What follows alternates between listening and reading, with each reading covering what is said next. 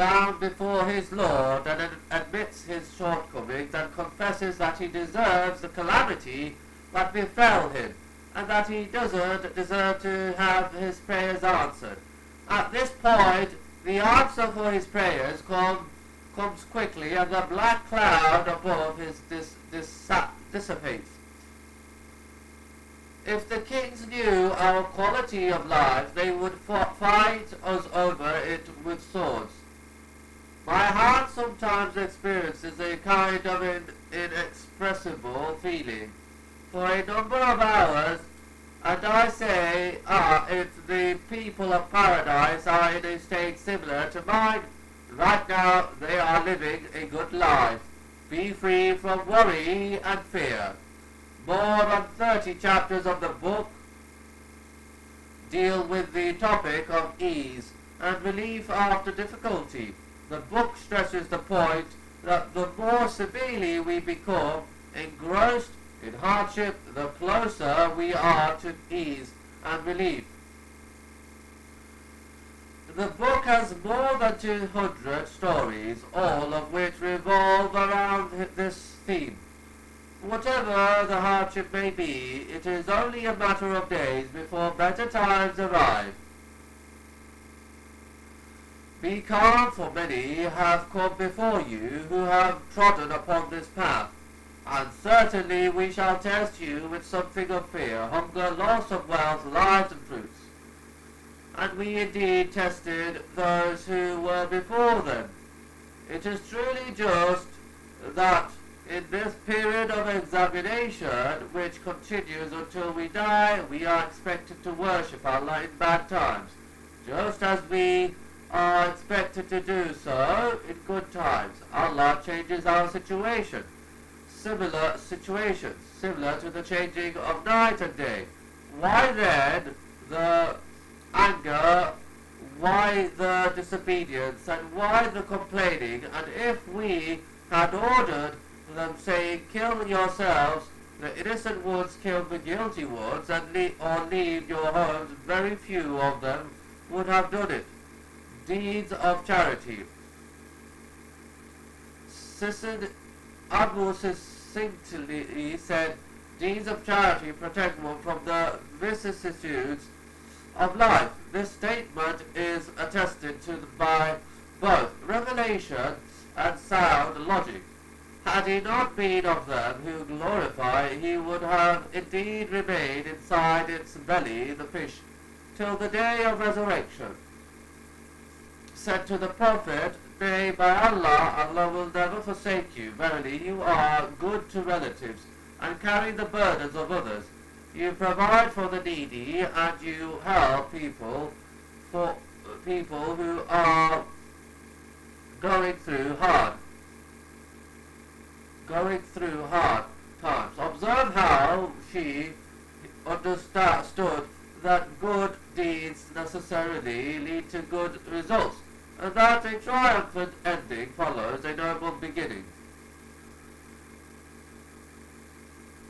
Relate the following incident. A governor named would constantly seek to inflict harm upon Abu.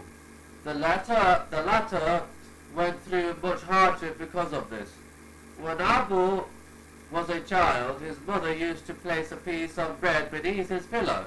On the following morning, she would give it to the needy person on her son's behalf. Later on in life, went to Ibn for some purpose or another. Ibn immediately said, is there a matter between you and your mother concerning bread? He answered, no. You must be truthful with me.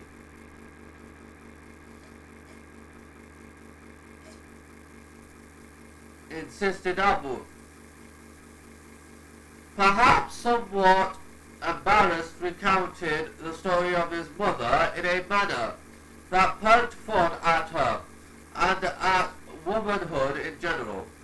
Ibn said, do not speak in such a joking tone, for before sleeping last night I prepared a plan that, if it had succeeded, would have destroyed you.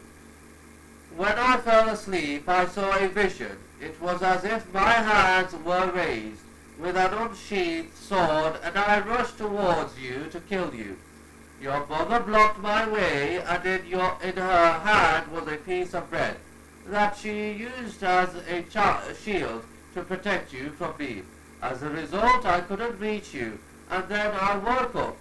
Abu Ja'far gently reproached him for the animosity that had gradually been built up between them, and this incident opened the way for a truce between them.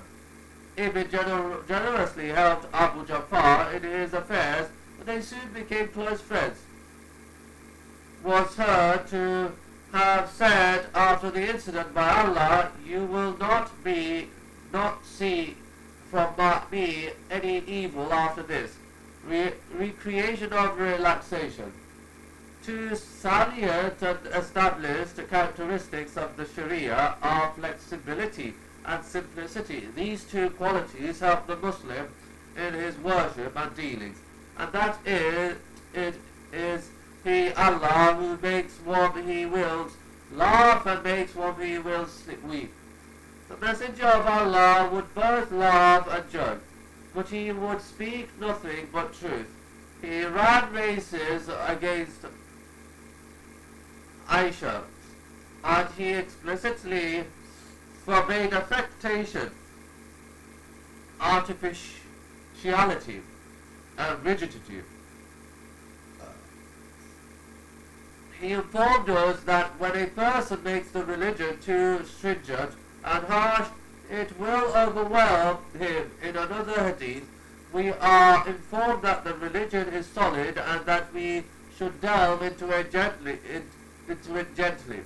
We are also informed that every worshipper has a level of vitality, and that a person who is too harsh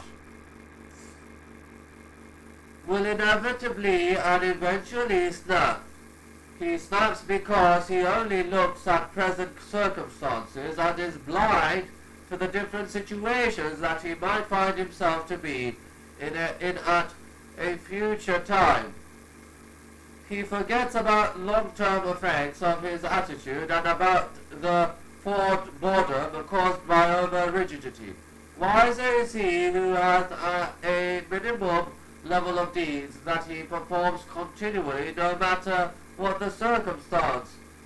If he happens to be more enthusiastic on any given day, he does more. But if he weakens, he at least still performs those deeds that are a part of his daily routine. Perhaps this is the meaning of the saying that is attributed to some of the companions. The soul comes forth at times and draws back at other times. Take advantage of the times that it draws forth, and leave it alone when it draws back. I have seen many people who had good intentions when they performed an inordinate amount of voluntary prayers, and when they went to extremes in their application of the religion, eventually, however, they returned to a weaker state than the one they were in prior to the surge of enthusiasm.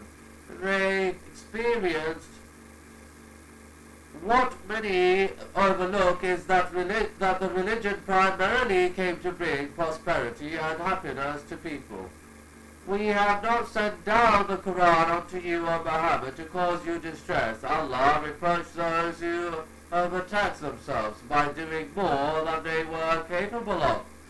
Those who, as a result of withdrawing themselves from the real world, ended up reneging on their previously made commitments.